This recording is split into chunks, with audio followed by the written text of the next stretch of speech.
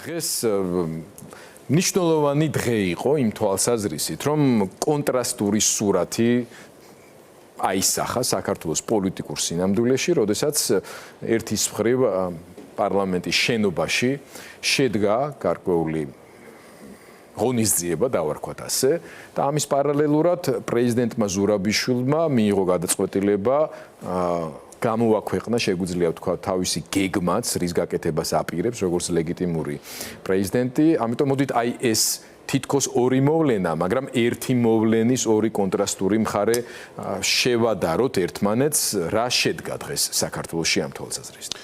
დღეს საქართველოში ამ კონკრეტული ღონისძიების კონტექსტში კიდევ ერთხელ გაფორმდა ის პოლიტიკური კრიზისი, რომელშიც შეგვიყვანა გაყალბებული არჩევნებით, მოპარული არჩევნებით ოცნებამ.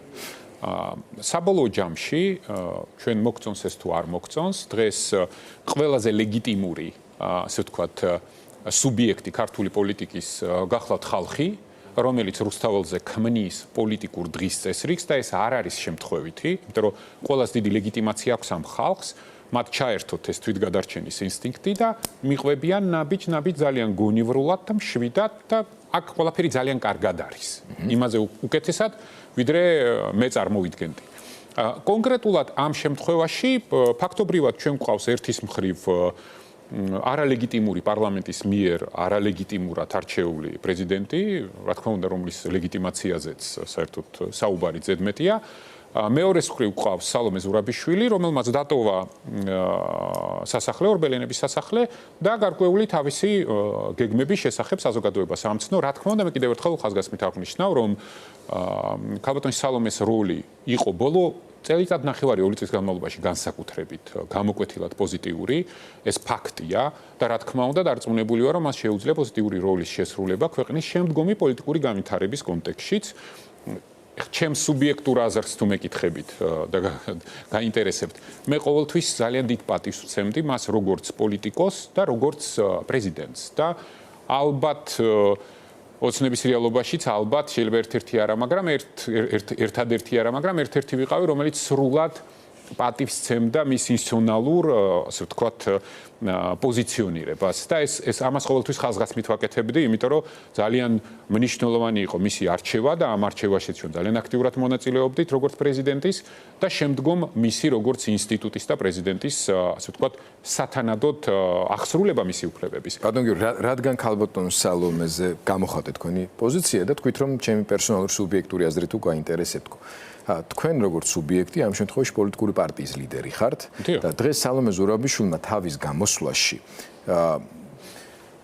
საყვედური კი არ გამოუცხადა პოლიტიკურ პარტიებს, მაგრამ აშკარად მიანიშნა აუცილებლობა ახალი პოლიტიკური პარტიების ჯგუფების გამოჩენის, რომ ეს ახალი არჩევნები შეიძლება ძალიან მალე დაინიშნოსო. ამისთვის მან თქვა, რომ ერთი მისი გეგმის ნაწილია, რომ რა ტიპის უნდა იყოს ეს არჩევნები, როგორ ორგანიზდეს, ამაზე სერიოზულ სამუშაოს შეასრულებს, დოკუმენტს დადებს, მაგრამ მეორე მხრივ თქვა, რომ ამისთვის მზად უნდა აღმოჩნდეს, მათ შორის ის ხალხიც, და თქვა, რომ ახალი პოლიტიკური ჯგუფები უნდა შემოვიდნენ, ახალი პოლიტიკური პარტიები უნდა გაჩნდნენ და ასე შემდეგ.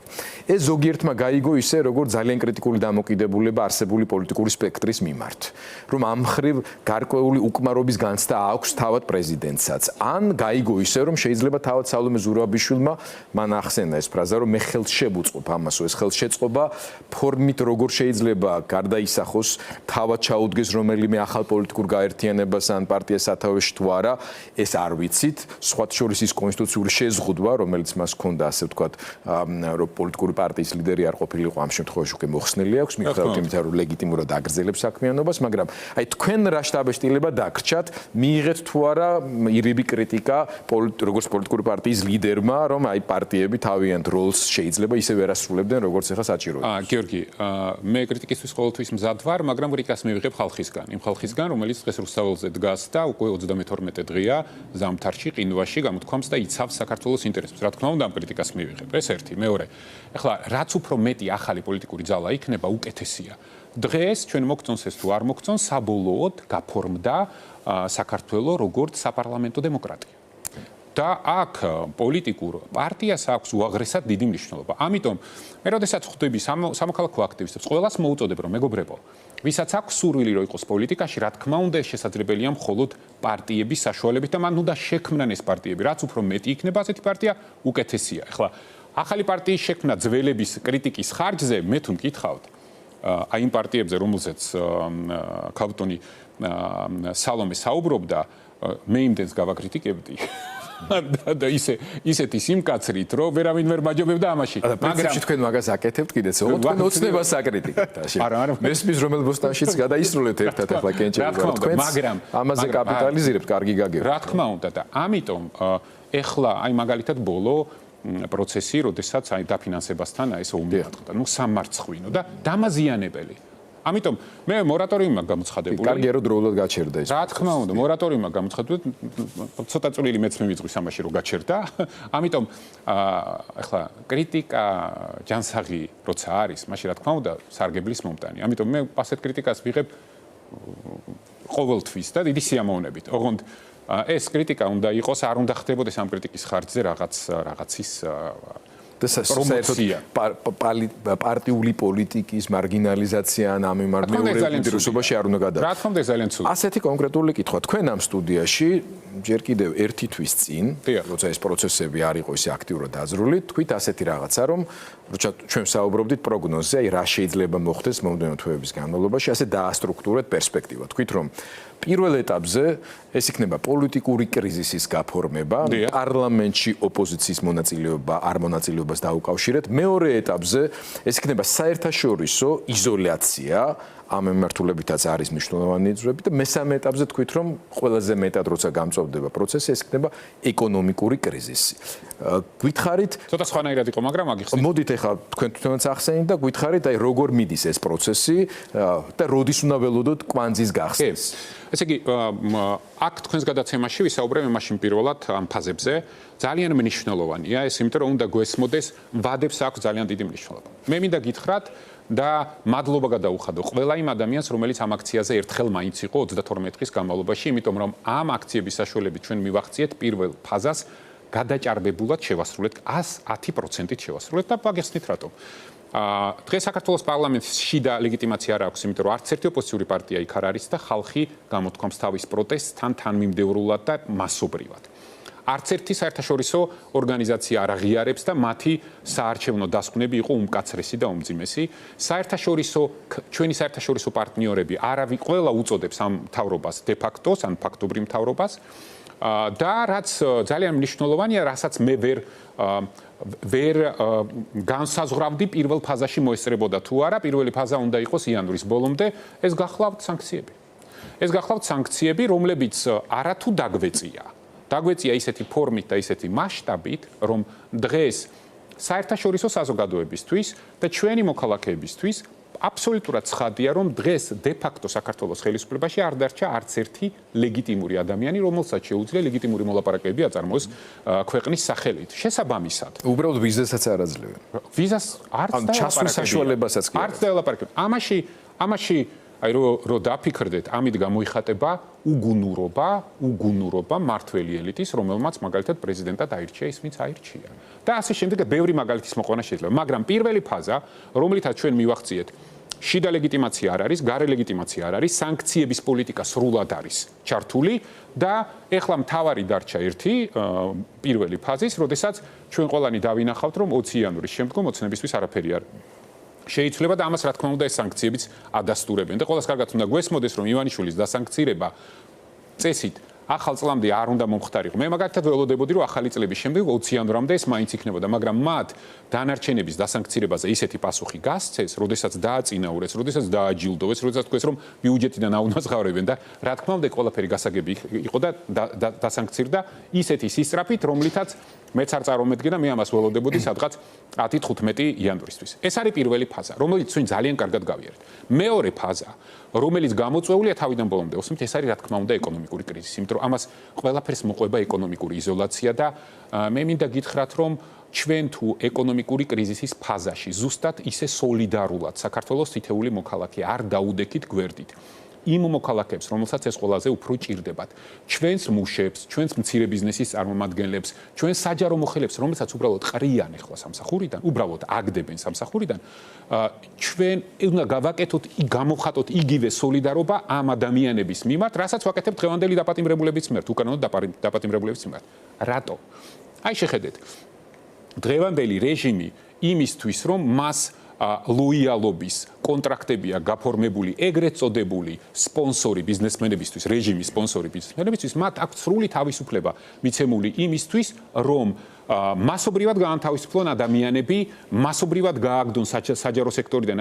ეს ის ხალხია, რომელიც ყველაზე უფრო სოციალურად მოწყდადია და რომელსაც როდესაც ჩვენ მეორე ფაზაში გადავალთ, ყველაზე მეტი მხარდაჭერა დაჭირდება. ეს მხარდაჭერა ჩვენ ყველას დაგჭირდება. ეს სოლიდარობა უნდა გქონდეს. მესამე ფაზა იქნება ყველაზე რთული, რომელიც იქნება მარტის შემდგომ, მაგრამ მე იმედი მაქვს. იმედი მაქვს იმ შედეგებით, რა შედეგებითაც ჩვენ მივდივართ, რომ მარტის შემდგომ პერიოდამდე აღარ მივა და მანამდე ჩვენ პოლიტიკურ გამოსავალს ვიპოვნით და მოუწევს ოცნებას დათმობებზე წასვლა, ეს არის რა თქმა უნდა უსაფრთხოების რისკები. უსაფრთხოების გამოწვევები, იმიტომ რომ პოლიტიკური და შემდგომ უკვე ეკონომიკური იზოლაციის პირობებში, რა თქმა უნდა, ქვეყანას დაუდგება უსაფრთხოების გამოწვევებიც, რომელსაც ჩვენ უბრალოდ ვერ გადავლახავთ ჩვენი ევროპელი და ამერიკელი სტრატეგიული პარტნიორების გარეშე. ეს ფაზების თეორია, რომელზეც ჩვენ ახლა მე დავიწყე საუბარი, ნოემბერი იყო, მე მგონი ნოემბრის დასაწყისი იყო, პირველ ფაზას ჩვენ ძალიან კარგად გაუმკლავდით. ძალიან კარგად დაუმკლავდით და ეს არის პირველ რიგში იმ ახალგაზრდების და ძველგაზრდების დამსახურება, რომელიც 32 დღის განმავლობაში ყოველ საღამოს გამოდიან რუსთაველზე და მთელ მსოფლიოს დაანახეს. რომ მიუხედავად დღევანდელი პოლიტიკური რეჟიმის, ქართველი ხალხის ნება არის დემოკრატია, თავისუფლება, სამართლიანობა და ევროპული მომავალი. მხოლოდ ამის შემდგომ მოვიპოვეთ ჩვენ ის მხარდაჭერა, რომელიც გამოიხატა არაღიარების პოლიტიკაში, სანქციების პოლიტიკაში და იმ მხარდაჭერაში, რომელსაც დღეს მთელი დასავლური სამყარო საქართველოს მოქალაქეებს უცხადებს და არა ხელისუფლებას. მათთვის მერწმუნეთ. აქ რა არის, რატო ვამბობ მე, რომ მთავარი აქტორი დღეს ქართული პოლიტიკის გახდა ხალხი და მე ბედნიერი ვარ ამით. იმიტომ რომ ხალხ ოცნებამ ყველაზე ცუდი, ყველაზე მნიშვნელოვანი რა მოახერხა. ჩვენ ეროვნული თვითგადარჩენის ინსტინქტი აგვიმოქმედა. იმიტომ რომ ისეთი ფუნდამენტური არქეტიპული ფასეულობები დააყენეს კითხვის ნიშნის ქვეშ, მათ წარმოდგენა არ აქვს ქართული ეროვნული სამყაროს სურათი როგორია. მათ უბრალოდ მტერს დაუძახეს მოყვარე. მტერს მოუხადეს ბოდიში. ადამიანზე ძალადობა და ცემა გაასაღეს როგორც ღირსება და დაიწყეს წახალისება კი არა დაჯილდოვება. შემდგომ საბოლოო ჯამში, ხა არ მინდა ბევრი გავაგრძელო, საბოლოო ჯამში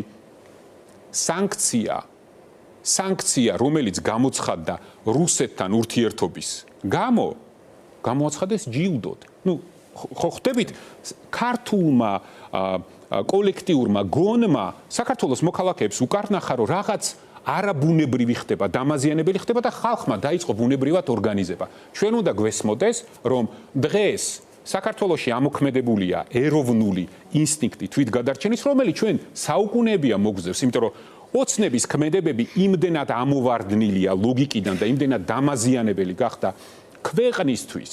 ჩვენი თვითგადარჩენის ინსტინქტიც ამოქმედა, ამიტომ დგას ეს ხალხი, რომელსაც და ეს ოცნება ახლა იმდენად უგუნურები არიან, რომ ორგანიზატორებს ეძებენ, ფულს ეძებენ ამის უკან, ვინ აორგანიზებს, იქ ვიღაცებს დამნაშავეებს ცდილობენ და ვერ ხვდებიან, რომ შეეხნენ იმდენად ფუნდამენტურ, აი მარტივ რაღაცას გეტყვით და დავასრულებ ამით. ისეთ სიმებს შეეხნენ, რომ ამაზე პასუხი ის რაც ხდება. ეს რაც ხდება ეს ერთი და იმდენად სიღრმისეულ ფასეულობებს შეეხნენ, იმდენად ფუნდამენტურ ფასეულობებს შეეხნენ, რომ მათი პროპაგანდაც ვეღარაფერს ვეღარ შვება. აღარ მუშაობს პროპაგანდა, იმიტომ რომ საქართველოს მოქალაქეებს უკვე ეროვნული თვითგანარჩენის ინსტინქტი აქვს ჩართული და ჩვენ ყველას კარგად უნდა გვესმოდეს, რომ გაცვთა უკვე. ხო, აი, რასაც ახლა საუბრობენ, არის მინება, პროპაგანდა ვეღარ მუშაობს, იმიტომ რომ შენ ახლა როდესაც ისტორიულად შენი სამყაროს სურათში, ჩვენ ძალიან კარგად ვიცით, ისტორიულად სიკეთე რა არის და ბოროტება რა არის, ღირსება რა არის და უღირსო, მტერი ვინ არის და მოყვარე ვინ არის, მტერს რა უნდა უთხრა და მოყვარეს როგორ უნდა მოიხსნა. ხა შენ რო მეგობარს მტერს ეძახი და მტერს ბოდიშს უხდი, რა თქმა უნდა, იქ უკვე დისფუნქცია მოხდა და ადამიანები მიხვდნენ, რომ ეს თან გაითვალისწინეთ, რომ ამას დაემატა კიდე ტყუილები. აი როგორც ესპანეთზე და იტალიაზე, მადლობა, აი ეს ტყუილები და ჩაირთო ის, რასაც ივანიშვილი კი არა. ვერავინ ვეღარ გააჩერებს. ვერც იმედი, 10 იმედი რო ყავდეთ. 10 იმედი რო ყავდეთ და 10 ივანიშვილი რო ყავდეთ. ეს ვეღარ გაჩერდება. ბატონ გიორგი, ჯერჯერობით ერთი ივანიშვილია და ესეც ყოფნიდა აქამდე დაკოჭლებული. თვითგადარჩენის ინსტინქტი ახსენეთ. ეს თვითგადარჩენის ინსტინქტი, როგორც ფრაზა და ასე ვთქვათ, მოცემულობა ყველას ჩაბეჭდილი გვაქვს ბატონ ივანიშვილის ერთ-ერთი პირველი ინტერვიუდან, სადაც მან თქვა, რომ მან აღმოაჩინა ადამიანის თვითგადარჩენის ინსტინქტი. საუბარდა გამოგიგზავნით ამ გადაცემას, თუ არ ვთქვი, ეკაბ რიზესთან ჩაწერილი გადაცემა, მაშინდელ მაესტროში ალბათ. და საუბრობს იმაზე, რომ ის წიგნზეც მუშაობს, რომელიც აი ამ თვითგადარჩენის ინსტინქტის აღმოჩენას უკავშირდება. არ მელაპარაკოთ. არა, ის ზუსტად სისულელეზე არა, ჭკვიანობაზე მინდა გელაპარაკოთ, თქვენი აზრი მინდა რომ კითხოთ, რომ თუ კი ბიძინა ივანიშვილმა ვერ განსაზღვრა და შეეხო ისეთ რამეს, რაც ქართველი ერის თვითგადარჩენის ინსტინქტის გამოსაღვიძებელი წინაპირობა გახდა. თავად ბიძინა ივანიშვილის თვითგადარჩენის ინსტინქტი რამ ვეღარ გამოაღვიძა. როდესაც თითქმის ყველაფერი მოხდა, რის გამოც ადამიანი ადეკვატური უნდა გამხდარიყო. თქვენ რას ფიქრობთ? გამოღვიძებულია. მე რწმუნეთ, რომ გამოღვიძებულია. ახლა რა თქმა უნდა, მე თავს ვერ დავდებ და ხოლმე ვამბობ, რომ ანალიზს და ლოგიკურ ანალიზს არ ექვემდებარება ბევრი რამ რაც ხდება ახლა. მაგრამ ფაქტია, რომ უახლოეს პერიოდში და მე ვფიქრობ ალბათ თებერვლისთვის, აი 20 საკრალური 20 იანვრის შემდგომ ბევრი რამ შეიცვლება. უნდა გვესმოდეს კიდევ ერთი რამ, გიორგი. აი ჩვენ სამეზობლოს რო შეხედოთ, ხო? შეიძლება ადამიანს, რომელსაც პოლიტიკური პროცესი არ ესმის და პოლიტიკა არ ესმის, მისთვის მაგალითად აზერბაიჯანის ისტორია და აზერბაიჯანის შემთხვევა ძალიან მომხიბვლელი მართლობითი მოდელი. რა თქმა უნდა, მაგრამ უნდა გვესმოდეს, რომ აზერბაიჯანის დღევანდელ პოლიტიკურ ხელმძღვანელობას ეროვნული ინტერესებისთვის არასოდეს არ უხავთ. ის თავიდან ბოლომდე მათი ის მართლობის ფორმა, რომელსაც აზერბაიჯანის მოქალაქეები იღებს პირველ რიგში, იმიტომ რომ ეროვნული ინტერესები ყოველთვის არის პრიორიტეტი ნომერი 1. სხვა მეზობლები შემიძლია ჩამოთვალო ბევრით, მაგრამ ჩვენს შემთხვევაში თავარი ამაშია. ეს ხალხი ამას ვერ ხვდება. ეროვნული ინტერესების მსახურების მაგივრად, შენ როდესაც ფულს და ერთი კაცის ინტერესებს ემსახურები და ეს იმდენად ხილვადია. ეს უკვე ნათელია, ხო? თან თვითონაც ამბობს, თვითონაც არტიკულირებს ამას ყველაფერს, ხო? აი ბოლო ინტერვიუები ნახოთ. რა თქმა უნდა, ადამიანები მაშინ მიხვდნენ, რომ მაშინ ჩვენს გადარჩენაზე ვინ ფიქრობს? და მათ დაიწყეს თავიანთ გადარჩენაზე თვითონ ზრუნვა. ეს კოლექტიური გონიერება, რომელიც გამოიხატება დღეს რუსთაველზე. ამიტომ არის ეს ყველაფერი ასეთი მშვიდობიანი. იმიტომ რომ ეს კოლექტიური გონიერება თვითგადარჩენის ინსტინქტით მოძრაობს და ყველა ძალიან კარგად ესმის, რომ ამ მძიმე და ძალიან სახიფათო პერიოდში ნებისმიერი რადიკალობა შეიძლება ძვირად დაგვიჭდეს. ამიტომ არის ეს თვითგადარჩენის ინსტინქტით მოძრავი ხალხის გონიერება ასეთი მშვიდობიანი. რადიკალობას ამ პროტესტს ვინძენს, რა თქმა უნდა, ხელისუფლება. იმიტომ რომ რადიკალიზმი არის ერთადერთი მათი ეხლა წყარო, სადაც შეიძლება ეს კონსოლიდირება თავიანთი რესურსების მოახდინონ. ამიტომ თქვენ როდესაც საუბრობთ ერთი კონკრეტული ადამიანის თვითგადარჩენის ინსტინქტი, სად არის მერწმუნეთ, როგორი ამუშავებულია, იცით? როგორი ამუშავებულია და მუშაობს, ახლა მე არ მინდა კონკრეტული, უბრალოდ ვიცი ზუსტად რამდენ ადამიანს მიმართა დახმარების მიზნით და ზოგ ბევრმა ზარსაც ვერ უპასუხა. იმიტომ რომ ეშინიათ. შენ როდესაც საერთაშორისო დონეზე შენი არალოგიკური, არაგონიერი ქმედებებით ხელჩამოურთმეველი ხდები, რა თქმა უნდა, ყოფილ პარტნიორებსაც უკვე პრობლემა აქვს. მათ შორის ეს სანქციებიც იმდენად მისთვის ფინანსურად დამაზიანებელია, რამდენად რეპუტაციურად. რა თქმა უნდა, რეპუტაცია სანქციებიც ისეა შერჩეული, რომ აქ შიგნით სისტემა, რომელიც მთლიანად ივანიშვილის ფინანსურ პირამიდაზე არის აგებული და ქვეყნის ფინანსური სისტემაც დიცილად არის დამოკიდებული, რომ არ ჩამოინგრეს. ანუ ერთი რომ ამერიკის შეერთებული შტატები ანგარიშს უწევს საქართველოს სახელმწიფო ინტერესებს იმაზე მეტად, ვიდრე შენი მთავრობა უნდა უწევდეს და ამიტომ ფრთხილად გავს ამ ნაბიჯებს, რომ ხალხი არ დააზიანოს. ჩვენი ეკონომიკა, ჩვენი სოციალური მდგომარეობა, მაგრამ მეორეს მხრივ დაუტოვეს ის რაღაცა გარკვეული შესაძლებლობა ჯერ კიდევ. და მოდით აი ჩვენი საუბრის დასასრულს, როგორი იქნება თქვენი პროგნოზი, რამდენად ადეკვატური გახდება ივანიშვილი მომდენო 2-3 თვის განმავლობაში და რას უნდა ველოდოთ ჩვენ 2025 წელს პოლიტიკურ ცხოვრებაში. ესე იგი ჩვენ პირველ რიგში რაც უნდა გავაკეთოთ, უნდა დავივიწყოთ იმაზე ამდენი ფიქრი, რამდენად ადეკვატური გახდება ივანიშვილი. ჩვენ ყველას უნდა გვესმოდეს, რომ ოცნება დღეს რეაქტიულ პოზიციაში. ისინი დღეს ეს რიგს ვერ ქმნიან, რეაგირებენ იმაზე, როგორი პოლიტიკური დღის წესრიგიც იქნება ქვეყნის შიგნით, რუსთაველზე და ქვეყნის გარეთ ჩვენი საერთაშორისო პარტნიორების მხრიდან. ამიტომ ჩვენ ამას ეს არის ჩვენთვის მთავარი. ჩვენი გეგმა დღეს უნდა მოძრაობდეს რამოდენიმე კრიტიკულად მნიშვნელოვანი პოლიტიკური ხაზის ირგვლივ. პირველი, რა თქმა უნდა, ახალი არჩევნები და დაპატიმრებულების განთავისუფლება. მეორე, ჩვენ უნდა გქონდეს უკვე ნაფიქრი, რას ვაკეთებთ იმ ადამიანების დასაცავად, რომელსაც კრიზისის მეორე ფაზა დაარტყავს და ეს იქნება უმძიმესი ეკონომიკური შედეგების მატარებელი, იმიტომ რომ თავისი ელიტის, სპონსორების, ბიზნეს პარტნიორების ზიანი და ზარალი რომ აიცდინოს, იმიტომ რომ ისინი პარტნიორები არიან, რა თქმა უნდა, მთელი სიმძიმე მეორე ფაზის ეკონომიკური კრიზისის გადავა რიგით მოქალაქეებზე. მუშებზე აი როგორც მაგალითად ფერომ გააჩერა მუშები, ტყიბულმა გამოყარა ეხლა ყრის ხალხს. GM-ი, მარგანუმი არ მუშაობს, აგერ აგარის შაქარის იგი საჯარო მოხელებს სამსახურიდან ანთავისუფლებენ. საშუალო და მცირე ბიზნეს ყველაზე დიდი წნეხი დააწვება. ეს ყველაფერი, რა თქმა უნდა, მოხდება ასე, იმიტომ რომ შენ როდესაც ელიტის კონსოლიდირება გინდა, მათ შორის ბიზნეს ელიტის, რომელიც შენი სპონსორია, კორუფციული სპონსორია, რა თქმა უნდა, შენ აძლევ მათ იმის უფლებას, რომ ეკონომიკური და ფინანსური დარტყმა გადავიდეს რიგით მოქალაქეებზე და არა მათზე, იმიტომ რომ ისინი წინააღმდეგ შემთხვევაში აგიბუნტებიან. ამიტომ ჩვენ გვჭირდება დიდი კონსოლიდირება, რომ ეს ხალხი რაღაცნაირად უნდა დავიცვათ და მათ უნდა მივეხმაროთ. ეს უნდა მოხდეს მანამ, სანამ ჩვენ ვერ სანამ მივაღწევთ უბრალოდ იმისთვის, რომ დღევანდელი დე-ფაქტო ხელისუფლება პოლიტიკურ დათმობაზე წავიდეს და გამოაცხადოს არჩევნების ახალი თარიღი. ეხლა ის რაც დღეს საერთაშორისო ველზე ხდება, როდესაც ევროკავშირი რეალურად განიხილავს ისეთი პროცესების შეშერებას, რასაც პირდაპირ ფინანსური ზემოქმედება ექნება საქართველოს. მე არ ვამბობ იმაზე, რას მივიღებდით მოლდოვას მაგალითზე რომ გადმოვთვალოთ, ეს იქნება დაახლოებით 4 მილიარდი, მაგრამ 4 მილიარდი ევრო საქართველოსთვის. 2 წლის განმავლობაში 2 27 წლების განმავლობაში. ეხლა ხო წარმოგიდგენიათ ეს. ეხლა ამას რომ მივამატოთ, ის დახმარებები, რომლებიც შეჩერდა. ბრიტანეთიდან, გერმანიიდან, ევროკავშირიდან, ამერიკის შეერთებული შტატებიდან. ეს ხო, ეხლა ამას დაამატეთ, რომ ამ ბარდაგით, რაც დღეს ქვეყანაში ხდება და პოლიტიკური კრიზისით, რამხელა კაპიტალი გადის ქვეყნიდან. საბოლოო ჯამში უნდა გვესმოდეს, რომ დღეს საქართველოს ეკონომიკას ძალიან დიდი რისკი აქვს საკასო გარღვევის, რომელსაც პირდაპირ ფული დაჭირდება დასაფინანსებლად. ამიტომ უნდა გვესმოდეს, რომ ეს არის ის, რასაც ჩვენ დავეჯახებით დაახლოებით მარტიდან და ჩვენ ყველანი მზად უნდა ვიყოთ ამისთვის. ამასთან ერთად, ჩვენ ყველას უნდა გვესმოდეს, რომ არჩევნებისთვის, რომელიც ჩვენი მიზანია და რომელიც აუცილებლად დადგება, ასევე ჩვენ ყველანი უნდა მოვემზადოთ და ახალ არჩევნებს იგივე საარჩევნო გარემოში არანაირი აზრი არ აქვს.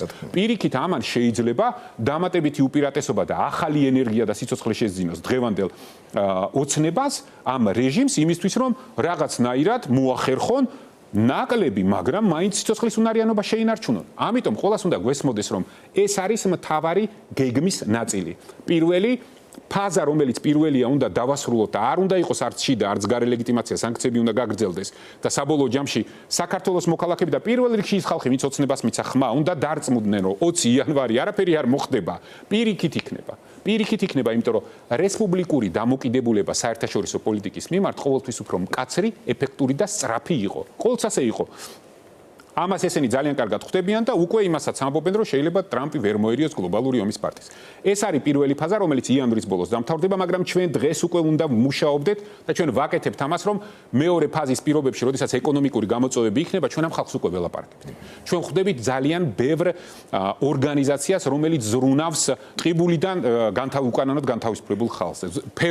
ფეროდან დროებით, ვითომ დროებით გაშვებულ ხალხზე, მაგრამ უზარმაზარი სახელმწიფო დანაკლისებით. და მესამე, რაც აუცილებლად უნდა მივსვათ, ეს რა თქმა უნდა პროპაგანდა, იმიტომ რომ არანაირი ახალი საარჩევნო გარემო, თუ თავისუფალი მედია არ იქნა ქვეყანაში და თუ ფულის როლი პოლიტიკაში და პარტიების დაფინანსებაში არ შეიცვალა, რა თქმა უნდა ეს ყველაფერი იქნება ძალიან რთული და ჩვენ დღეს განსაკუთრებით იმის ხარჯზე, რომ ამხელა გონიერებამ გაიღვიძა საქართველოს მოქალაქეებში, შეგვიძლია რომ ჩვენი ქვეყნის დემოკრატია ხარისხობრივად ახალ ეტაპზე და ახალ საფეხურზე გადავიყვანოთ. უბრალოდ ამისთვის გჭირდება გონიერება, სისხლიანი მიდგომა და არ უნდა ბიჩქაროთ. და უნდა გვესმოდეს რომ იქ სადაც ვიმარჯვებთ და დღეს ვიმარჯვებთ რიგით მოქალაქეებს, მადლობა უნდა ვითხრათ და ჩვენ თავზე არ უნდა დავიბრალოთ. და ის კი არ უნდა ვთქვათ რომ აი ეს ტალღა როგორმე დავაკონვერტიროთ რაღაც პოლიტიკურ პლუსებში, არ ვიცი, აქტებში, ან რაღაც წარმატებებში, იქ რაღაც პარტია, ეს სუდია, ის არავინ არა ვართ ანგელოზები. ჩვენს ყველას ჩვენი შეცდომები გვაქვს და იმის მაგივრად რომ ეხლა ერთმანეთს რაღაც მიუთითოთ ჯობია რომ ჩამოვყალიბდეთ, აი ხალხის დავალება რა არის? ამ ხალხის დავალება ძალიან მარტივია. მათ უნდათ თავისუფალ, სამართლიან, დემოკრატიულ და ევროპულ ქვეყანაში ცხოვრება და საერთოდ არ აინტერესებთ რამდენი და რომელი პარტია იქნება პარლამენტში. ხო ხედავთ, არალეგიტიმური პარლამენტი რო შეიკრიბა, არ ვიცი, ძალიან მიზერული იყო ადამიანების რაოდენობა, რომლებმაც პროტესტი გამოთქვა, მაგრამ როგორც კი ევროკავშირის გაწევრიანების პროცესი პირდაპირ ეთერში მოკლეს, ასობით ათასი ადამიანი გამოვიდა ქუჩაში, იმიტომ რომ მათ ფუნდამენტურ ფასეულობას შეეხნენ და ისინი ჩათვალეს, რომ ეხლა თუ არ ჩართავდნენ თვითგადარჩენის ინსტინქტს, მაშინ ეროვნული ფასეულობები, აი ესეთი ფასეულობები, რომლებიც არც ჩემი, არც თქვენია და არც ჩვენი თაობის არის, უბრალოდ ნადგურდებოდა და ეს ყველაფერი ივანიშვილის უგუნურობის, აი რაღაც პროვინციული პრიმიტივიზმის შედეგია და მერწმუნეთ, რომ ეს პროვინციული პრიმიტივიზმი ერთშენიერ დღეს ეტყვის, როდის უნდა გადადგას ნაბიჯი. ეს შვენიერი დღე დადგება ახალი წლის შემდეგ, თქვენს გილოცავთ წინასწარ და მადლობა და მინდა მიულოცო მაყურებელს. საქართველოს ოპოზიციურ პოლიტიკურ ლიდერებს წარმატებებს უსურვებ, ძალიან მნიშვნელოვანია. მადლობა, გემშვიდობებით.